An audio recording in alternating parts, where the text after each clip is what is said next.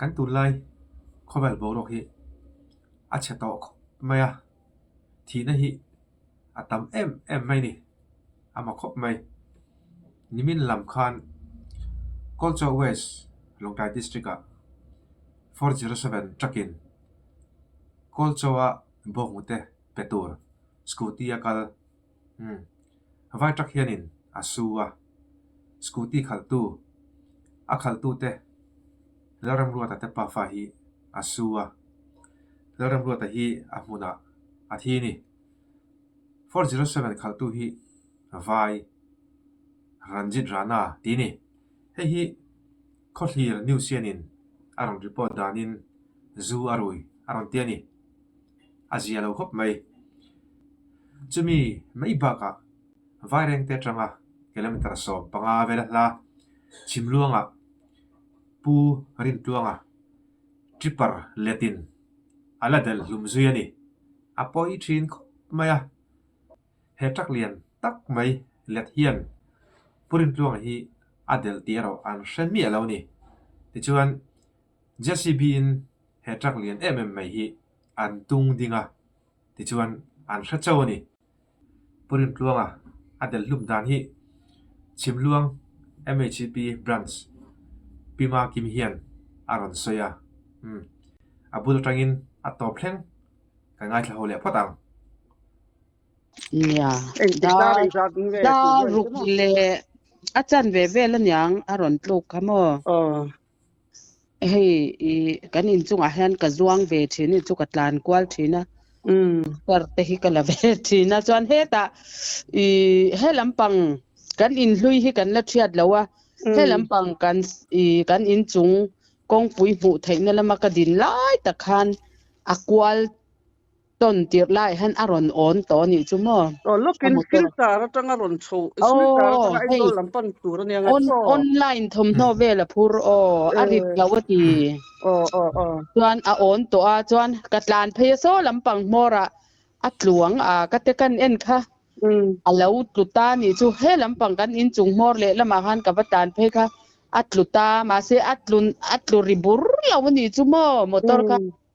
atlu kha athom po arina saloni chu kan pa kha he padom hei motor tlu ne tlan chhoro katia atlan chhawa kai po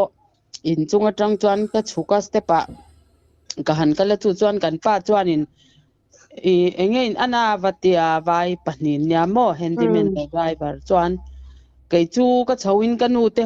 kot zone takania kani thenom ta kanu te nen han chak driver kha ron chuaka ka to ka ake kha bai na same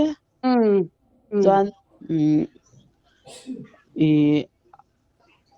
kha te kha kan la VC te kan phone mo VC kan pa poi VC member thonia ma se deni hian hindi te thiama kan VCP wal deni khan mo han phone an pa kha phone an la theilawa da rukle mini somnga pathum bela ka phone JCB te a omangem min kai tho sak tur hian an te driver te khan chu deni 4 lane an kal reng thawa kan VC te kha an nu pa in kan tia an pa zo kha kan phone an la theilawa ka phone lai tak chuan driver le handyman pon ron chuak fel vekto motor atang chuan kan pan pui te kan pa chuan thing pui in ti ranga tia bang azuk siam saka kai chu motor tuwa khan kala omani chu an va law vai ho po chu motor ina chu pui te chuan ui enten na ngai lo re na ten abun thina mo amak se mai tu ro ni khati khan an zukin del thina then chun ke te hin tin na thina an rin ai takin an na lo jok thin chuan mo kami motor tu khan mishing kha adel ni in ma thom kan se lo chu atlu ka ti khan kan pa kha tlan chhau nga la mo isinga del ti eng ma thom om lo re rang parina nia auri emo po sia tur om lo re in chunga tangina tlulai po ka mu fe kalom apoi nya poi tak parina chu vokcho te phura ki ki phur khat chu pe to a phur ni ka pe don na ti yan tia thaule khania mo kumen jami vel nge niang parina kha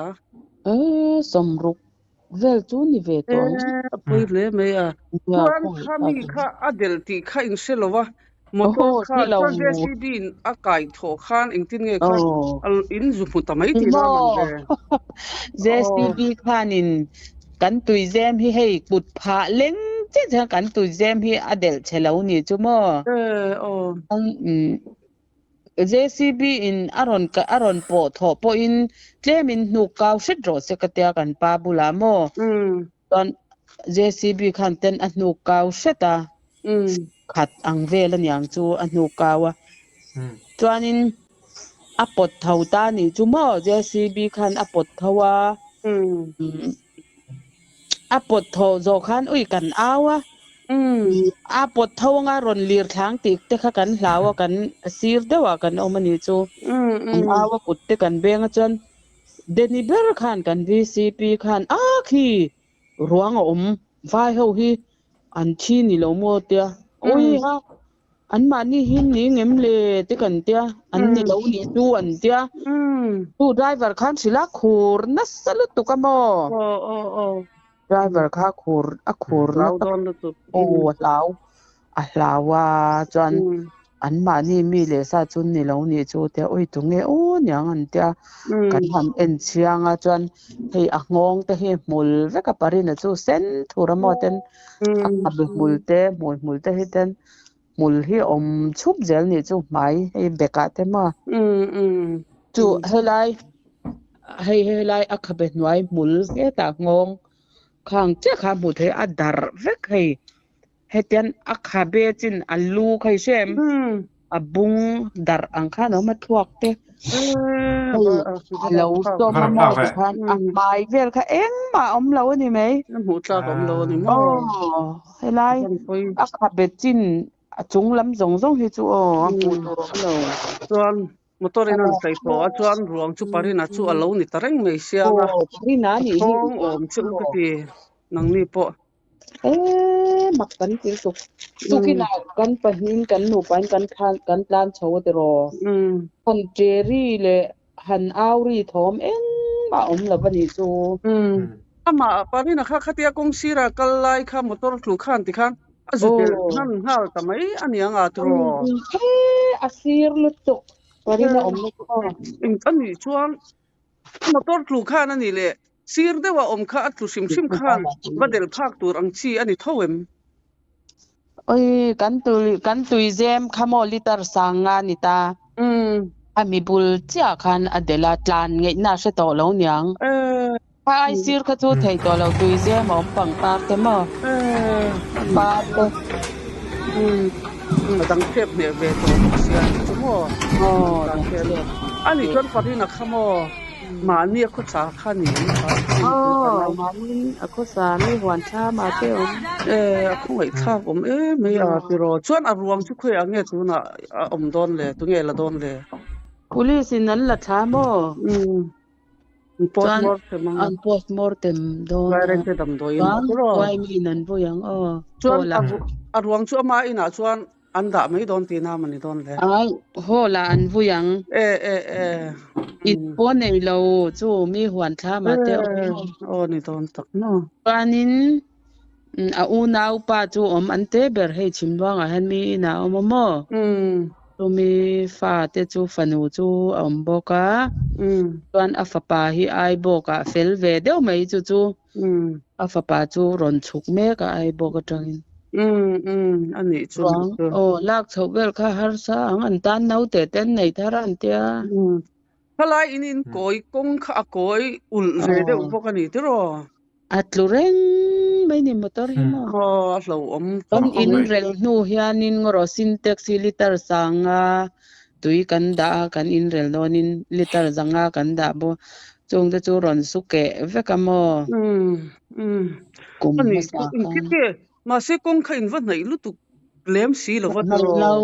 nai lo lu tu tia an ron lak motor ron tan kwal na lama khan ti khan kong he lam pang khan lawak to sianga tro kwal ul sim lom tlai tu an plan tak deu chuan mo a kwal lu tu ka han an balance an lawa an thuzel zoite in ti nga ya kwal